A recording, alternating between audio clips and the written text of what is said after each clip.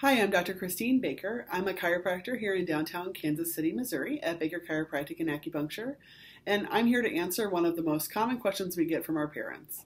We do treat a lot of newborns, infants, and children in our practice, and one of the most common questions we get asked is, how much pressure are you going to use to adjust my baby? And here's my answer. The amount of pressure we're going to use is equivalent to what you could comfortably place on your eyelid by using your finger, or the amount of pressure you could put on the skin of a ripe tomato without piercing the tomato. And that's how much pressure we're going to use to adjust a baby or a child. If you have any questions, give us a call at the office. Thanks so much.